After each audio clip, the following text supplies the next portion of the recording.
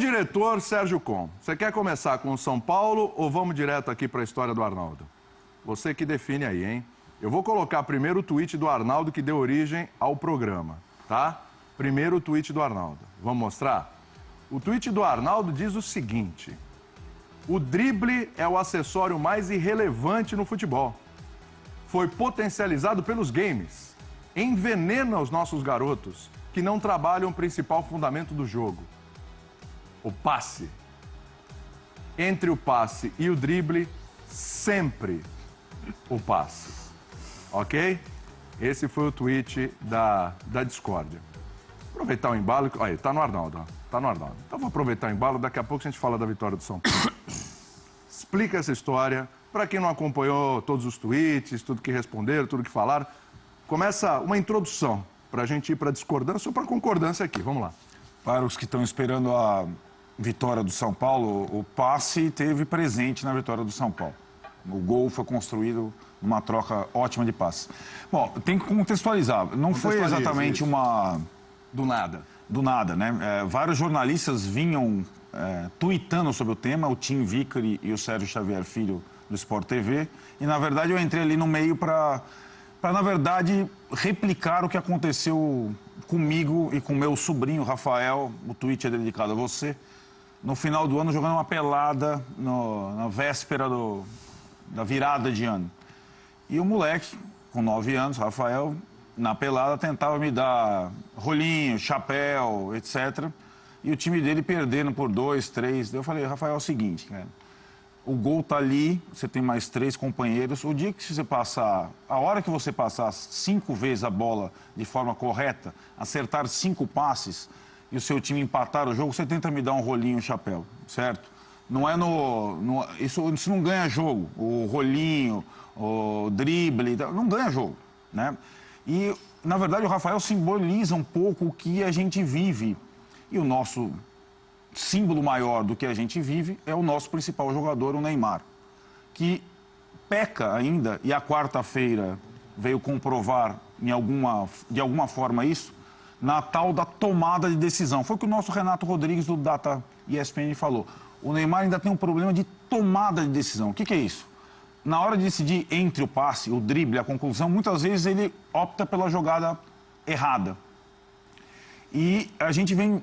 Então, assim, o drible que é muitas vezes cultuado como o DNA do futebol brasileiro, do jogador brasileiro, etc. e tal, eu acho que ele vem sendo utilizado de uma forma errada, desnecessária, como firula e não como um artifício a mais para o jogo. Quando eu coloco irrelevante, talvez eu quisesse dizer menos relevante, né? Não é que o drible é totalmente irrelevante, mas com certeza, de todos os fundamentos do futebol, ele é o menos relevante. Existe momento, e é pouco, local, para você dar o drible. O resto do jogo é construído em torno de passes. O jogo é feito de passes, fundamentos. E eu carrego isso comigo desde que eu passei a acompanhar futebol e seguir um treinador que é a grande inspiração do pessoal da minha geração, Tele Santana, trabalhando. O Tele Santana era o técnico da simplicidade, do fundamento, do passe correto, do chute correto, da finalização correta e da tomada de decisão correta. Nunca da firula. E o drible no futebol brasileiro, muitas vezes, virou firula. E a comparação com o videogame, só para terminar, é que o videogame, ele incentiva esse tipo de jogo. Primeiro, normalmente a pessoa joga sozinho. E lá no videogame, sua bola está sempre com você, está sempre com o teu jogador. E você fica estimulando isso numa situação, digamos, um pouco produtiva. E acho que tem essa discussão. É uma discussão rica. Eu acho que talvez por isso eu tenha extrapolado tanto. Eu não imaginava que fosse... acho que fiquei surpreso não só com as habituais ofensas no Twitter. milhares de ofensas.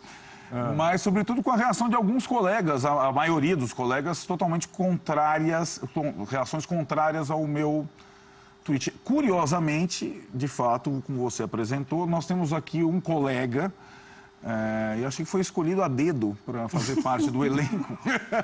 O Maurício, nosso comentarista verniz, porque eu jogo bola com e, sobretudo, contra o Maurício, acho que desde que a gente tinha, sei lá, 25 anos. E eu, de fato, sempre fui o jogador do passe, ele sempre foi o jogador da conclusão, não necessariamente do drible.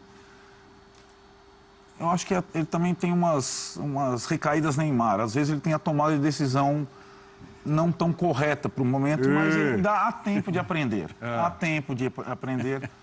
Essa discussão pode, inclusive, melhorar a nossa produtividade na próxima pelada, na próxima quinta-feira. Entendi. Você sabe que, pela tua pegada inicial, já citando o Maurício, a gente já vai ter que inverter um pouco a ordem aqui do programa mesmo, né? Ia dar a tua explicação, ia ali no São Paulo, mas teve uma provocação, teve uma citação, né? Obrigado, eu já ia recorrer, né? Eu vou ter que seguir. O Fã de Esportes continua votando em casa, na história do Hernanes, do Lucas Prato, do Lucas Lima e do Ricardo Oliveira. Daqui a pouco eles vão dar a opinião deles aqui também. A gente vai falar sobre a classificação do São Paulo, lógico. Mas eu estou sentindo que o negócio está esquentando aqui, Maurício. Está esquentando. Muito obrigado por me chamarem para participar desse tema que está tomando a agenda do futebol brasileiro. Só se fala em outra coisa, né? Bom, eu consigo compreender a preocupação do Arnaldo e acho que o futebol moderno, ele caminhou pela evolução física, pela evolução da ciência, do estudo, da tática, pela melhora e capacitação dos treinadores para um futebol muito mais veloz. E a coisa que mais dá velocidade é o passe, não tem jeito. É aí que você acelera o jogo e faz a bola passar pelos caminhos do campo e chegar lá no chamado último terço, que é onde as coisas se definem. Ao mesmo tempo, os espaços foram ficando cada vez menores. E quando há esse confronto de times muito bem armados e muito bem preparados fisicamente, fechando todos os espaços e o jogo muito veloz, às vezes você consegue o que quebra esse equilíbrio. Acho que os placares também, muitos placares acabaram, entre times importantes, acabaram ficando muito justos.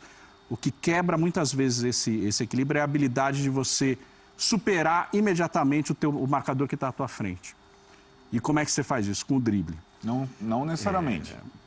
Não necessariamente, mas o drible é a surpresa. Sim. O drible é o inusitado. O drible é quando você consegue quebrar uma lógica mais ou menos...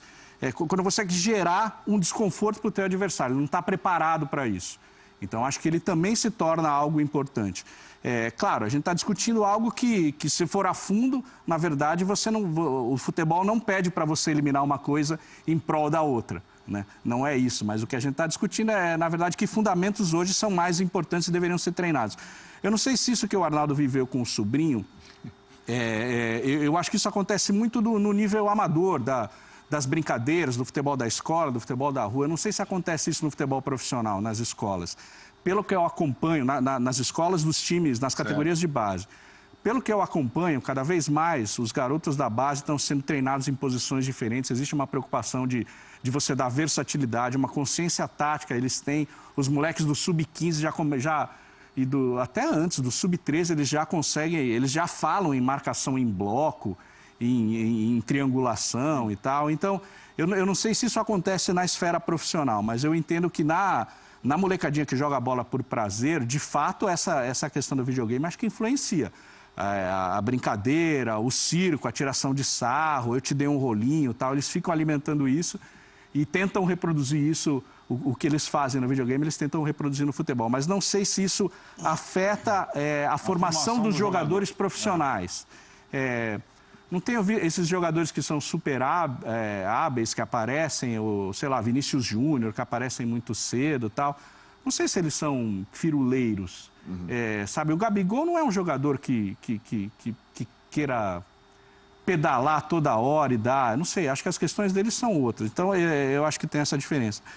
Mas eu estava pensando no basquete, né? No principal jogador dos últimos tempos, que é o Stephen Curry. Quando teve aquela greve em 2011, acho que na NBA, o Curry foi fazer um treinamento numa academia específica, ele ficou lá treinando fundamentos. E uma das coisas mais importantes que ele treinou, filmando cientificamente os caras, foi a questão das passadas, do jogo de pernas. Por quê? Um dos lances principais dele é como ele consegue daquela gingada se livrar do seu marcador para arremessar o chute de 3 pontos. É uma jogada exclusivamente individual. Ele é um armador, claro que ele tem uma consciência tática e joga solidariamente, mas o principal trunfo que fez do Golden State o time da moda e fez uma revolução e transformou o Golden State no que ele é hoje, foi a habilidade individual de um jogador. Num jogo onde o duelo tático da inteligência é muito maior, porque o espaço é mais curto, ou seja, os espaços são ainda menores do que o futebol. E acho que ele conseguiu revolucionar porque ele tem uma habilidade em comum também. Então, insisto, eu acho que o drible, pelo drible, absolutamente inócuo. Mas eu acho que ele pode, o exercício do drible, o treinamento do drible, das habilidades nas categorias de base, eu acho que é algo importante e acho que não é algo irrelevante, porque ele pode fazer a diferença num futebol cada vez mais técnico e tático. Então, eu encaro o drible como um fator de decisão em momentos críticos. Então, não acho que ele deva ser negligenciado na formação dos jogadores. Você me deu o gancho necessário para mostrar uma tela aí na sequência. O Mário Marra está meio irrequieto aqui, está meio... Ele já quer falar, está louquinho para falar, vai falar na sequência, mas talvez a tela te ajude, inclusive. Vamos colocar uma tela aí com os maiores dribladores da temporada europeia. Olha a cara do Mário Marra, olha lá. Olha só, rapaz. Meu Deus. Nunca vi ele assim no programa. Vamos lá. Então é o seguinte, Neymar... Que título é esse? Meu xará? Tentativas de drible. Senti que 336. é algo pessoal contra você. É algo pessoal. Não, o cara é o foco do programa, vou fazer o quê? O sucesso do Neymar nessas tentativas de drible é de 60,1%. O Messi é um pouquinho melhor sucedido, 62,6%, em 270 tentativas, e tenta menos. O que me chama a atenção, por exemplo, você tem ali o Pulisic com 41%, mas o que chama a atenção é o Hazard. Hazard com 215 tentativas de drible, tá? Bem menos ali que o Neymar, ele tem um sucesso muito maior. Dribla menos e melhor. E melhor, 74,4%. É o famoso drible objetivo. Exato. Agora... Uma finalidade. Isso. Agora eu tenho uma tela com os maiores passadores da temporada europeia. Aqueles que têm o passe, certo? A gente tem uma tela aí para colocar na sequência com os maiores passadores da temporada europeia. Mário Marra. Oi.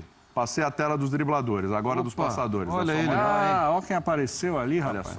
Já ouvi uma torcida gritar o nome dele. Otamendi. Zagueiro, né? Primeiro. Isso. É o seguinte, ali passes completos. Porém, o cara que mais acerta para gol é o De Bruyne. Para gol, né? Passes para gol. Líder de assistências na temporada. O De Bruyne tem 19. Tá? Belgas, por acaso, Marra, nos destaques? Hazard, De Bruyne, a gente vai achar outros aí, né? E aí eu vou botar uma enquete para o fã de esportes que tem a ver com o assunto e a gente pega gancho no Neymar e no De Bruyne. E essa enquete eu vou passar para o Marra, o pessoal já vai responder aqui. Né? Quem é mais relevante no futebol? O drible ou o passe? Hashtag #BBDrible ou hashtag #BBPasse? Porque a pergunta tem a ver com o seguinte, Mário Marra. Sim. Você tem ali o Neymar, certo? Tenta driblar muito.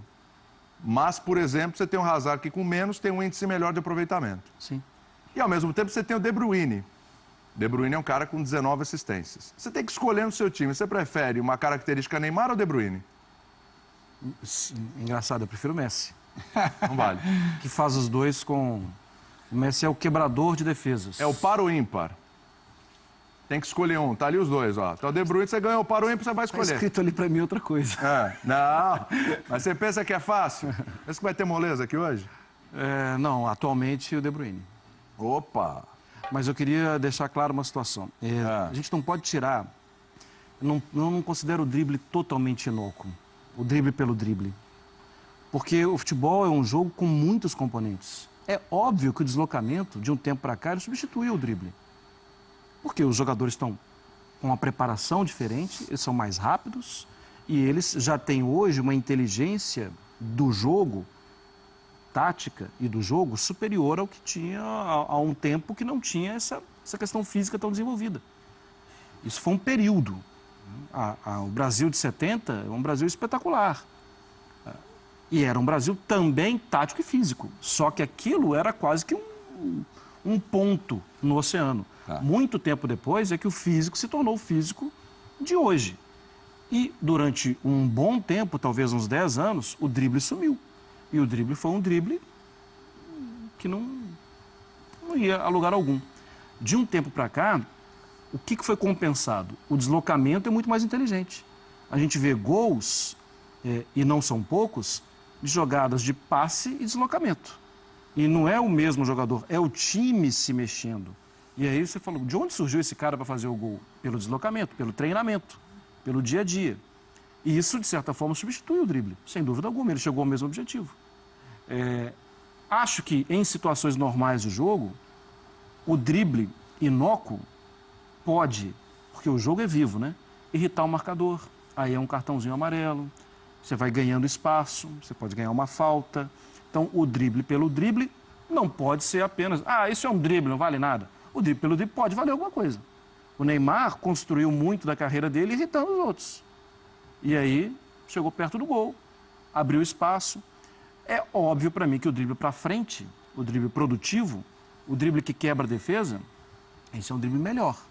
O Keno é o que é no futebol brasileiro hoje, talvez o melhor driblador do futebol brasileiro, talvez o único capaz de quebrar a defesa em Série A de Campeonato Brasileiro com o talento dele o tempo inteiro, talvez o único que exija um em cima e o outro na sobra o tempo inteiro, porque ele quebra a defesa.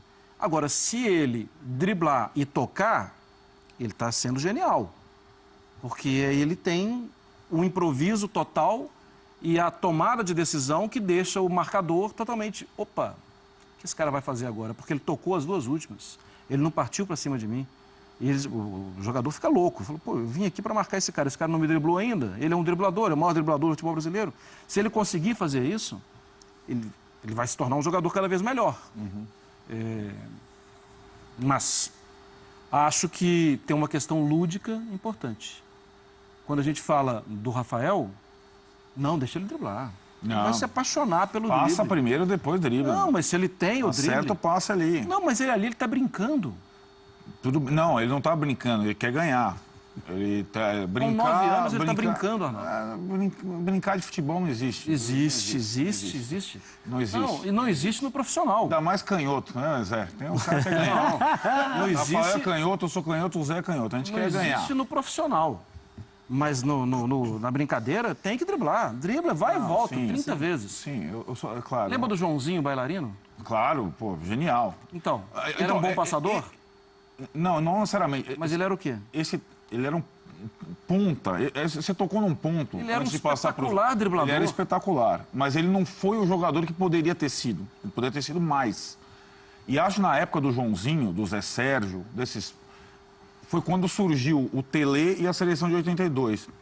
Lembra do Jô Soares? Bota a ponta. Não bota ponta. Bota quem sabe... Qual que é a síntese da seleção de 82? É o passe. O deslocamento, a técnica, e não o drible. E não aquele jeito do brasileiro jogar, pegar e chamar o lateral para o olé, que não levava a lugar algum. E que parava o jogo. E a questão do Jô Soares é a mesma que volta agora. No imaginário brasileiro está sempre o Garrincha. O Garrincha jogava na década de 60, gente. Entendeu? E o Garrincha, quando queria ser objetivo... O Garrincha é genial, não dá para colocar o Garrincha como símbolo. O Garrincha, quando precisou ser objetivo na vida dele, ele ganhou 2 Copas. E a virula não aparecia nas Copas. Era gol de esquerda, gol de direita, gol de cabeça, cruzamento para trás. Não é? O Garrincha daquela... Sabe daquele Zé do Maracanã, do Canal 100, que ele vai e volta. Você pega na Copa, é outro jogador. Quando precisava ser objetivo, ele sempre foi. Quando pega os gols também, né, Arnaldo? Porque ele driblava. E a grita na década de 80 para a questão dos pontas, tá um pouco dessa situação. O ponta que tá voltando no futebol, meu Deus do céu, os negros jogam. Só que o ponta hoje tem que marcar o lateral, ele não tem que nem atacar. Porque o físico mudou. Ponta não é ponta, ele é segundo lateral. Até porque é com perna invertida, né? Ele não chega na linha de fundo para cruzar. Acho que dentro da evolução do futebol, como o Maurício colocou, nós tínhamos na origem o passe, né? Na origem o drible, depois o passe. E com o passar do tempo, os sistemas táticos, a evolução física, foram criadas para justamente anular o drible. Sim. E proporcionar mais passes. E criar situações de passes. Só que assim, mesmo com todas essas qualidades, essa evolução técnica, tática, física, o drible ainda reina. Fácil. Pega os grandes jogadores, os jogadores dos últimos 10 anos que foram os melhores do mundo, ou que entraram na lista dos melhores do mundo. São sempre jogadores que, taticamente, são perfeitos, evoluem e, taticamente, são os pilares das suas equipes, porque são jogadores que são responsáveis e os treinadores, de forma inteligente, sabem, eu preciso montar um sistema de jogo para o Messi finalizar. Eu preciso criar um sistema de jogo para deixar o Messi no mano a mano, no 1 contra 1, porque ele vai para cima do jogador. Ou para o Cristiano Ronaldo finalizar. Ou para o Cristiano Ronaldo finalizar. Existem determinadas situações que eu acho que o drible, ele, ou como diria Baruel, né, o dibre, né, é o grande responsável por muitas das modificações, muitas das evoluções que nós tivemos no futebol. Eu não consigo imaginar o Ronaldo, o fenômeno melhor do mundo, sem o drible. Eu não consigo imaginar Messi, melhor do mundo, sem o drible, porque eles são os responsáveis pela diferenciação do futebol. Ronaldo e o Ronaldinho, né? Ronaldinho. Também. Não, mas é isso que eu falo. Se você pegar ao longo dos últimos anos, você só vai pegar jogadores que nos momentos de decisão usaram o drible como recurso. O que eu quero dizer é assim, que o drible, no começo do futebol, lá na época do rugby, né, como a gente já sabe, quem acompanha a história do futebol, era uma grande arma, as confusões. Depois nós tivemos os passes, que foram introduzidos justamente para tentar nós. E agora o que acontece? Nós criamos sistemas táticos e produzimos muito mais atletas do que jogadores de futebol. Hoje, o Arnaldo acabou de falar, o ponta marca. O ponta não joga. O que seria do Figo se ele tivesse que marcar? O que seria do Messi se ele tivesse que... Não pode driblar. Como hoje você vai nas categorias de base e vê os treinadores falando para os meninos, pega a bola e toca. Eu não quero que você drible. Pega a bola e toca. O que seria do Messi se no Barcelona, e aí nós temos que louvar esses clubes que ainda acreditam que o passe faz parte do drible, o drible faz parte do passe e tudo isso faz parte do futebol. Que um não vive sem o outro. É difícil você optar. Que assim, Zé, eu acho que esses sobrenaturais, o Messi, o Ronaldo, fenômeno, Ronaldinho, o Neymar mesmo, só que o Neymar ainda está em evolução. Eu acho que é um capítulo à parte.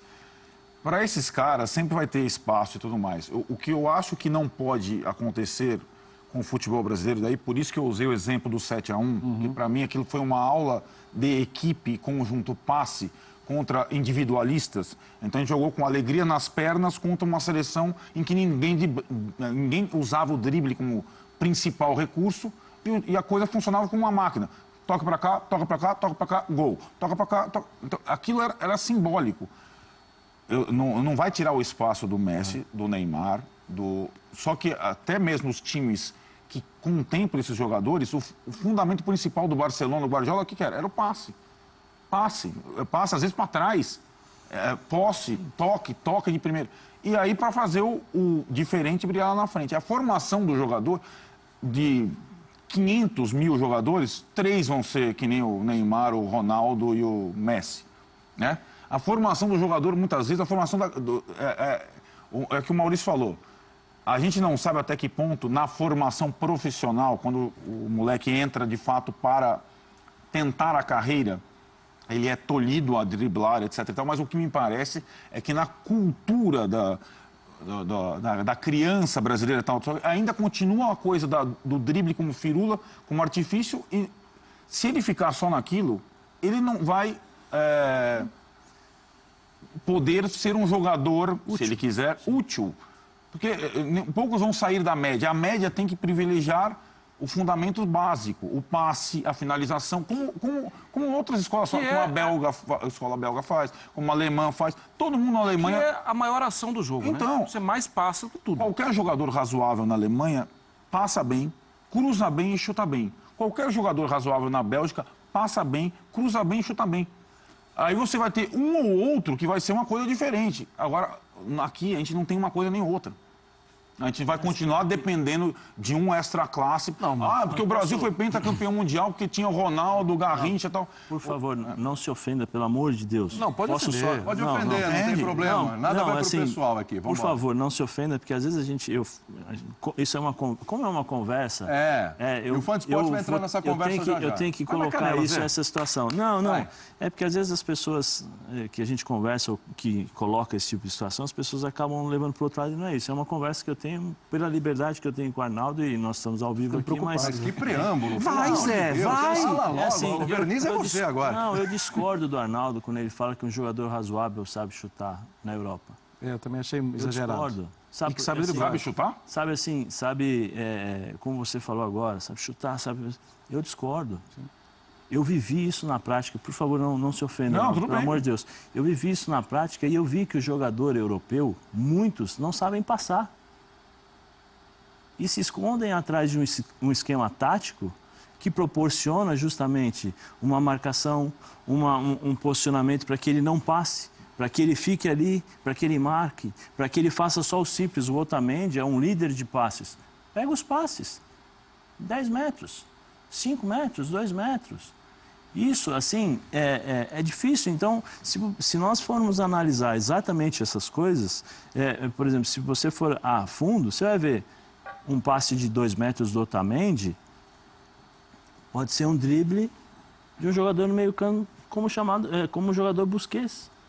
Nós estamos vendo e passando lances aí, toca aqui, toca aqui, toca aqui, mas em algum momento nós tivemos uma balançada de corpo, que tirou uma marcação. Nós tivemos um corte, um segurar a bola. Isso também é drible. Segura a bola e o cara já quebra o ritmo. Isso também é drible. Né? O que eu quero dizer assim, que aqui no futebol brasileiro nós passamos por uma evolução técnica, física e tal, mas uma evolução de medo. Nós somos para um lado do futebol que o que proporciona para a gente hoje é o medo. É o medo de perder a profissão, é o medo de perder o trabalho, é o medo de falar para o menino, vai lá, aproveita o que você tem, eu quero ver você driblando, eu quero ver você o seu melhor. Não.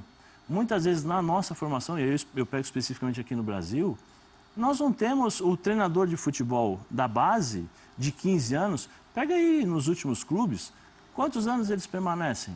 Qual é a filosofia? Qual é a metodologia? O Guilherme veio aqui, o centroavante, e em uma das conversas ele falou assim, eu fui visitar por questões éticas eu não vou falar, eu fui visitar um clube, ver a formação dos jogadores e vi lá todo mundo com livro. Legal estudar. Fui na prática. Fui ver, o menino foi chutou a bola errada. O treinador não chegou nele e falou assim, vem cá, ajeita o teu corpo para bater. Sim. Vem cá, ajeita a tua forma. Método Tele. Aqui, o que acontece? Você não chuta, você corta, você toca, você escolhe, faz a sua opção. É aqui que é o momento que você tem que fazer a diferenciação. Só que, sabe qual foi a ordem depois? Volta, fecha, volta para marcar, recomposição. Eu falo específico, eu estou me apegando ao Brasil. O nosso futebol... Ele é envolto numa situação chamada medo, numa situação chamada falta de coragem. Para você mudar, você precisa ter coragem. Botafogo colocou o Felipe... Conceição. Felipe Conceição, eu ia falar Tigrão, né? Porque eu estou acostumado das categorias de base. O cara do Botafogo. Felipe Conceição. Tiveram coragem de manter o rapaz? O Carille só ficou no Corinthians e só foi efetivado no Corinthians depois de 4 treinadores. Como é que nós vamos trabalhar isso? Como é que nós vamos conviver com drible e passe? Como é que um treinador, que é o responsável pela orientação do jogador, falar, aqui você passa, aqui você dribla? É o que eu acho que a gente já chega nesse nível profissional, a gente tem a conclusão que o treinador, seja o do Botafogo, o do Corinthians, tal, sem tempo de trabalho e tal, ele teria, em tese, que já recebeu o jogador minimamente formado. A minha questão é para o passo atrás. É para quando o seu sub-20 do Corinthians, sub-20 do Botafogo, já chegar um treinador com alguma característica, com alguma formação. Hoje o cara chega sem fundamento e muitas vezes ele tenta E assim, acho que é bom até você diferenciar, acho importante. O drible, a minha tuitada do drible é em relação ao drible firula, o drible inútil. Mas esse drible firula... Não é a mudança, mudança de posição, não é o pé pro pé, não é o Messi. O Messi dribla e conduz em direção ao gol. Mas eu falo por experiência própria. Esse drible firula, nem os próprios jogadores suportam. Eu acho que o firuleiro não está mais chegando no profissional. Não, nem os próprios... Acho que não está mais avançando. Existe... Mas quem é o maior símbolo do futebol brasileiro? É um firuleiro. Mas nós estamos falando de um quem mais? Mas ele é o simboliza. Os caras se inspiram nele, os moleques se inspiram nele. Mas ele dribla pra trás. Mas quais moleques? Hã? Os moleques todos os moleques hoje. Qual que é a referência do futebol brasileiro pro moleque? Seja no videogame, seja pro Rafael, pros seus filhos, pras minhas filhas, pros filhos do Zé, pro filho do Marra. É o Neymar. O cara dribla pra trás. O cara gosta da firula. Né? O cara gosta da humilhação do adversário. Então, assim, ele simboliza isso. Entendeu? Deixa eu só mostrar uma coisa aqui, ó. Primeiro que acho que o tempo do Twitter fez as pessoas refletirem, porque o pessoal está preferindo o passe, olha lá, 63%. E o Fã de Esportes está participando com a gente também. Daqui a pouco, tudo isso que vocês estão falando aí, tem números aqui para a gente mostrar. Olha só, o Léo, o passe é o feijão com arroz, o drible é o caviar, passar bem é obrigação, driblar é um diferencial, Arnaldo. Vamos lá, Júnior Alves, o drible é um artifício, algo que deve ser usado quando não se há opções para que seja dado um passe e você usa a improvisação. Já o passe é um fundamento e quando se há esse fundamento, além do jogo ficar mais bonito, um passe bem encaixado em uma jogada muda o jogo. Lorenzo, o drible era decisivo quando os jogadores não sabiam marcar. Hoje já estão estudando cada jogador e para onde eles cortam. Tem mais. Reginaldo Gomes, Arnaldo, você... Meu Deus. Que isso, gênio. Arnaldo, você foi Gomes. Brilhante. Arnaldo já pode dormir. Regis Galo doido. Gênio. Já sou fã. Foi o único elogio que eu recebi na semana. O passe é muito mais importante que o drible. Existe drible do Neymar, na maioria das vezes ineficiente. E o drible do Hazard, artifício para uma sequência eficiente. Giovanni, essa história do Arnaldo com o sobrinho é bizarra. Tô rindo até agora. Eu dei um carrinho no meu sobrinho depois. Eu dei um carrinho no Rafael. É isso, coitado do Rafael. Tipo o Zé Elias e eu. Foi lá, foi pra caneta e tomou um carrinho. Ele mesmo deve estar com vergonha da bobagem que falou. Pede pra ir ao banheiro, porque hoje já deu. Meu banheiro é longe aqui. Mas o banheiro não dá tempo. Isso é outro tema que tomou a agenda essa semana. Não dá. O banheiro aqui do lado, inclusive, está trancado. Não tem jeito. Rodrigo Teixeira. Longe de ser irrelevante, o drible é um fundamento indispensável para o futebol. Mas eu concordo que para o futebol moderno o passe é realmente mais importante. E os times do Guardiola estão aí para provar isso. Tá? Copiou você ali, Arnaldo. Você citou o 7-1. A gente tem uma tela com números de passes e dribles do 7-1. A gente tem números. Vamos mostrar. Vamos lá.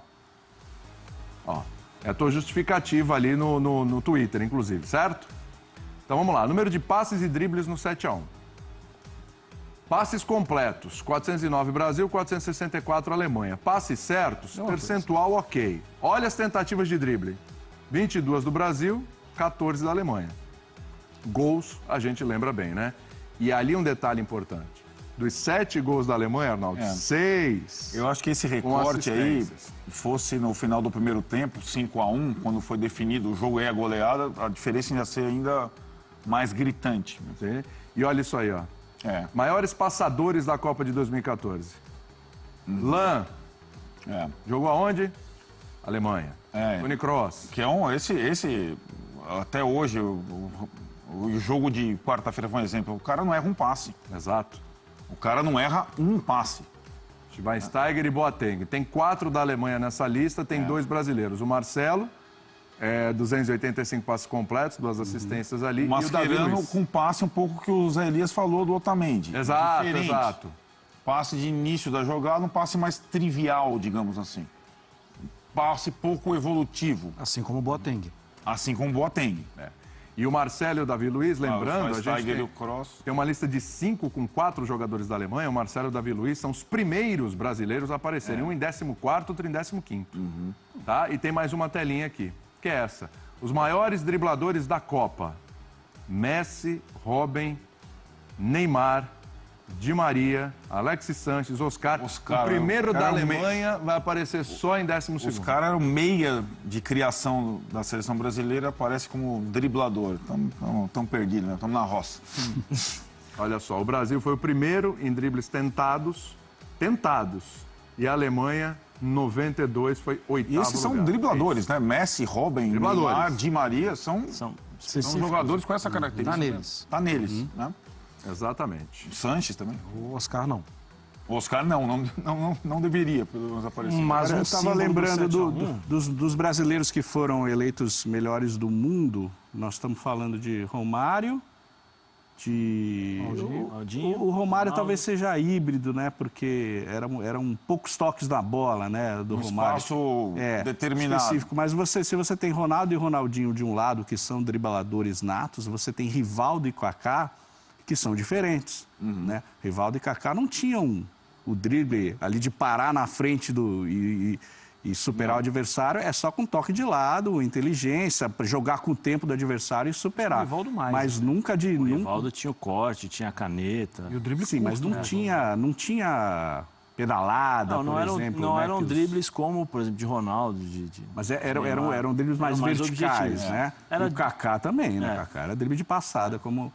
Então, quer dizer, você tem no Brasil, no futebol brasileiro também, na história dos grandes craques brasileiros, jogadores que eram super objetivos. Bom, Pelé e Garrincha, né? Sim, mas esse prêmio de futebol de melhor do mundo, tal, simbolizado, e todos esses monstruosos, é uma praga. É uma praga, praga, que contamina contamina desde o moleque brasileiro até o Neymar, que é o melhor jogador brasileiro. Contamina. Mas isso não tem nos outros esportes também? Mas tem outros esportes. O futebol é outra coisa. O resto é educação física, gente. Arnaldo, o futebol é um esporte coletivo. Não é o Federer que tá jogando. Arnaldo, não é, entendeu? São 11 caras ali, velho. Mas no basquete também tem o MVP da temporada. Mas no basquete, meu Deus do céu. Os caras estão... então Arnaldo, MVP vai pra lá.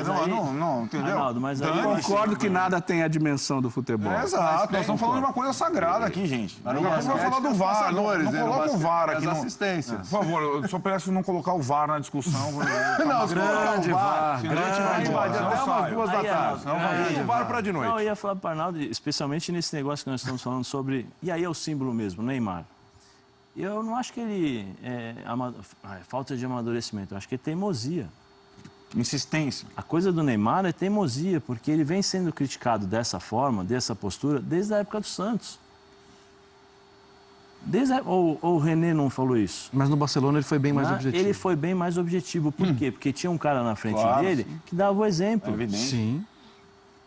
E ali ele driblou muito ainda e fez gol. E fez o gol. E driblou objetivamente. Fez algumas firulas, que eu acho que é o Neymar. Não dá para mudar a característica dele. Não dá para tirar. E o Neymar regrediu indo para o PSG nesse aspecto? Isso eu acho que nessa questão de se voltar para ele mesmo, no individualismo, para ter objetivos pessoais, a transferência para o PSG foi desastrosa. Porque ele chega num lugar onde ele é o rei. Ele é o primeiro jogo da seleção, é outro jogador. E ele chega e dá uma relevância para o campeonato, que o campeonato francês não teve nem quando teve Beckham, que era o ícone da mídia. Ibrahimovic não. Então todas essas coisas acabam contribuindo para um foco no individualismo do Neymar que de fato não existia no Barcelona. Então acho que eu não tenho dúvida de que do ponto de vista futebolístico, a ida para o PSG acaba contribuindo para regredir o futebol do Neymar. Ele se torna mais individualista. Quer ver uma coisa que vocês inclusive já falaram? É bom driblador. Sim. E é muito bom passador também. E bom passador. Sim, ele é um driblador e bom finalizador. Perto do último terço. Ali no meio do campo, achando espaço. Essa é uma diferença. A gente comparou aqui os dribles do Neymar e do Messi. Olha que interessante. Vamos lá. Vamos nessa. No primeiro terço, o percentual é baixo porque esses caras não ficam lá, né? Muito raramente. Aí a gente vai para o segundo terço do campo. Perfeito. Olha lá. 42% Neymar, 29% o Messi. Quando a gente vai para o último terço, né? Que ali é mais o habitat natural dos caras. 54%. Diga? Tem quanto tempo? Isso aí é o que? Na carreira deles? É numa temporada passada? Como é que é? A gente tá levando em consideração a atual temporada. Último terço, Neymar 54% Neymar, 69% o Messi. O percentual do Neymar é alto ali no último terço. Mas veja só que coisa curiosa. A diferença entre os dribles do Neymar no segundo e no último terço é pequena, comparado ao Messi. Dá um salto gigantesco. O Messi dá um salto gigantesco. Ou seja, ele dribla quando não tem espaço, quando ele é chamado a decidir. Exatamente. Até porque dentro da área, perto da área, no último terço, não tem espaço. Ali o gênio tem que aparecer. E isso é uma coisa que vem desde o Guardiola, né? O Henry falou isso muito claramente quando ele estava no Barcelona, de que o Guardiola ele dava broncas homéricas quando os jogadores inventavam e não seguiam aquilo que era treinado no primeiro e no segundo terço do campo. No primeiro e no segundo, exato. Dali E no pra último frente, terço, beleza. dali pra frente, a liberdade que ele dava, ele nunca dava uma São bronca dois quando o cara terços. tentava, às vezes uma jogada até que era patética, mas ele não dava bronca porque aquilo era o combinado. Talvez isso Ele reflita um criava pouco até isso. determinadas situações para justamente proporcionar um contra um. Sim. Com o Neymar aberto pelo lado esquerdo, o que foi criado para o Neymar? A possibilidade de o ele ir Guardiola pro vai contra um. assim, o Guardiola vai da questão de colocar o goleiro com mais um jogador para ter uma superioridade numérica. Então ele vai então Jogar com os zagueiros, né? o goleiro precisa jogar para ter um a mais. É como Tá se você elogiando o joga com Guardiola, é isso? Eu gosto pra caramba do Guardiola. Mas só que assim, essa babação de ovo também em cima dele me cansa um pouquinho. Incomoda. Não existe só ele no futebol. Não é um deus. Não é um deus. Você prefere o Zidane, por exemplo. Não, eu acho que o Zidane ele é muitas vezes confundido porque ele foi um gênio jogando e às vezes ele senta no banco e os caras acham que ele só tá lá porque ele jogava muito. Ele é muito bom treinador. Sim. Ele é subestimado como treinador e foi nessa partida contra o Terça-feira. Paris Saint-Germain. Quarta.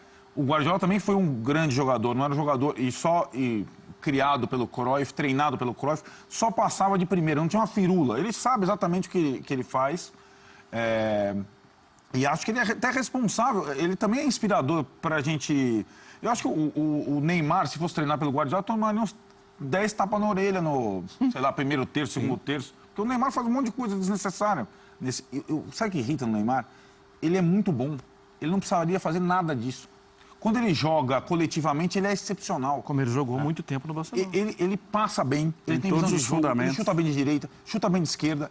Bate falta? Bate falta. O cara bate falta, tem uma coisa. Não dá para Neymar bater escanteio. Não. Entendeu? Claramente. Claro, é um Não desperdício. dá. O Cristiano Ronaldo tá toda hora na área. O Cristiano Ronaldo é mais alto, faz bem o gol de cabeça. O Neymar tem que estar pelo menos no rebote.